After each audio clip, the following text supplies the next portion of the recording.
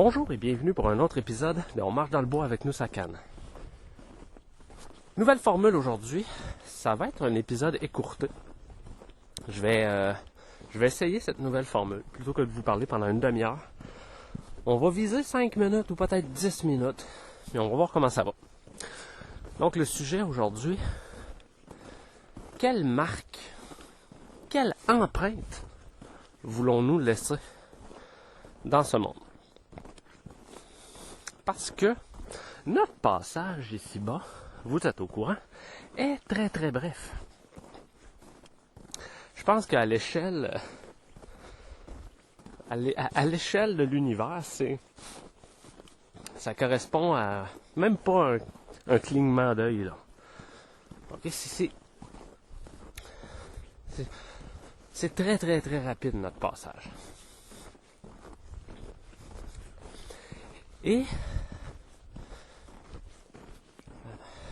dans la condition actuelle, maintenant si on regarde la condition humaine actuelle, les êtres humains, ça vit quoi? Autour de 80 ans? Et là, même 80 ans, je suis peut-être un peu généreux, là. Malheureusement, les gens se rendent plus là aujourd'hui. C'est de plus en plus rare. Mais bon, disons qu'on serait à 80 ans, puis même, il y en a qui se rendent à 100 ans encore, ça se fait. Mais même si on se rend à 100 ans, c'est très rapide, là. C'est très rapide pour laisser une empreinte plein d'amour et plein de beauté pour ceux qui restent, ceux qui sont encore en vie. Ça laisse pas grand temps. Parce que combien d'années parmi ces années ont été consacrées à faire la bonne chose, hein? Consacré à mettre plus de joie dans le monde. Je vous connais pas là, mais tu sais, pour la plupart des gens, on est pris dans une espèce de tourbillon de notre vie là. Hein? On est pris dans notre quotidien. Il y a toujours des choses à faire. Il y a toujours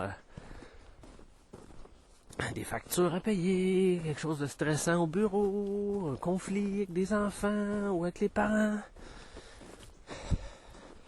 Il y a du stress au niveau des finances. Et là, on rajoute le stress qui est imposé par les fous au pouvoir, hein, qui visent un État totalitaire, blablabla. On rentrera pas là-dedans aujourd'hui, mais hein, ça aussi, c'est une source d'angoisse.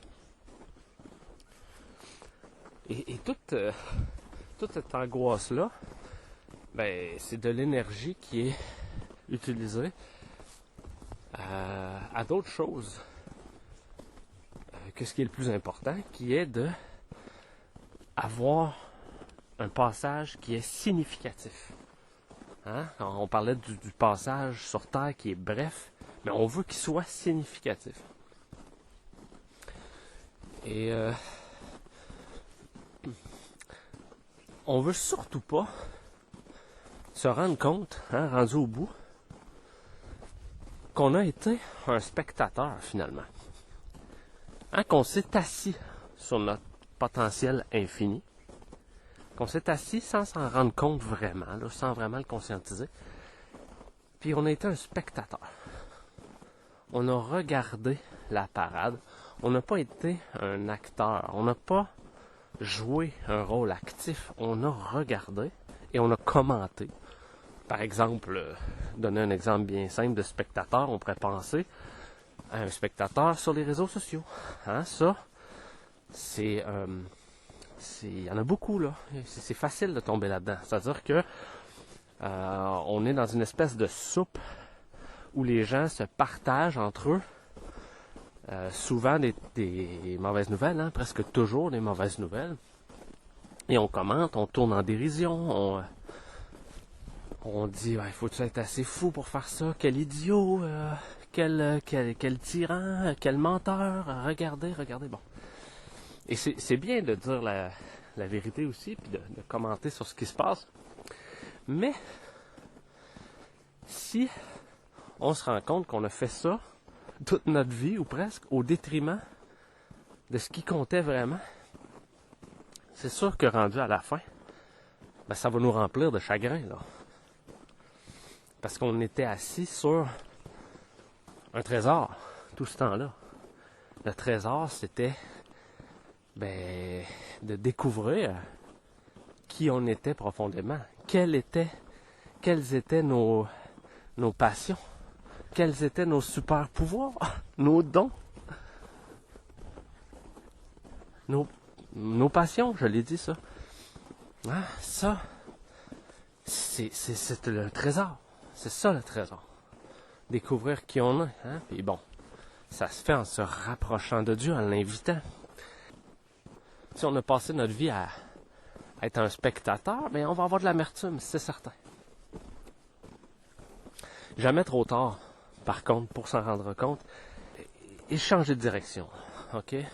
Vraiment réaliser qu'on est assis sur un trésor. OK? Le trésor qu'on recherche, on est assis dessus. C'est la promesse de qui on est véritablement. Puis on est tous différents, mais on a tous des super pouvoirs. Petite parenthèse par rapport aux super pouvoirs, j'aime ça utiliser cette expression-là. Pourquoi? Je sais pas si vous écoutez des fois des séries télé, là. Je sais pas, sur Netflix ou Amazon Prime, ou vous écoutez des films. Je sais que les films, c'est pas terrible aujourd'hui, mais bon, des fois ça peut être divertissant. Là. On écoute un film, une série télé. Il y a un concept qui m'agace beaucoup et qui revient de plus en plus. Ça s'appelle... il n'y a pas un nom pour ce concept-là, là, mais je vais vous le décrire, le concept. C'est qu'il y a des gens spéciaux. OK? Donc, ils ont un gène particulier. Ils ont quelque chose. C'est pas des humains, là. Ils sont mieux, ils sont plus forts, ils ont peut-être un pouvoir de devenir invisible ou une force surhumaine, puis il y en a peut-être un autre qui a un télépathe. Et les autres, la grande majorité des autres, ce sont des humains. Et les humains sont toujours décrits et on dresse un portrait des humains comme des gens très banals. Très peu intéressants. Les vrais gens intéressants, c'est ceux qui ont le gène. C'est ceux qui sont différents. C'est ceux qui ont des super pouvoirs. Et vous remarquerez, ce concept-là est vraiment utilisé beaucoup. Il y a plein de séries qui reprennent ce concept-là. J'en parlais, je le dis à ma conjointe, je disais, regarde, encore une fois, c'est des gens spéciaux, puis des ordinaires à côté. Puis, toujours pour rabaisser la condition humaine, tu sais, de dire, l'être humain, par défaut, il n'y a pas de pouvoir, c'est plate. Et c'est faux, ça. C'est pour ça que je vous parle de ça. C'est pour dire à quel point que je trouve ça faux. Et non, on n'a pas besoin d'avoir un gène spécial pour avoir des super pouvoirs. Si en apparence, les êtres humains ont l'air de ne pas avoir de super pouvoirs, c'est parce qu'on ne sait pas comment les utiliser. On n'est pas capable encore aujourd'hui. Et ça, il n'y a pas de problème. Regarde, en se rapprochant de Dieu, on va apprendre qui on est. Regarde, on parle de super pouvoirs, là. Regardez Jésus. Alors, lui, il en avait-tu des super pouvoirs? Rien qu'un peu. Claquer des doigts, puis la personne qui était aveugle de naissance, là, pouf! Et voilà, elle le voit. Et la personne qui était plus capable de marcher, pouf! Voilà, tu marches. Voilà, t'es ressuscité. T'étais mort, maintenant t'es ressuscité. Imagine-tu le super pouvoir? Bon, les enfants de Dieu ont des super pouvoirs. C'est tout, c'est la fin de l'histoire. Alors nous aussi, quand on aura appris à devenir des enfants de Dieu, on aura des super pouvoirs. Voilà. Bon, ça c'est une parenthèse pour dire que tout le monde, on est assis sur notre potentiel infini.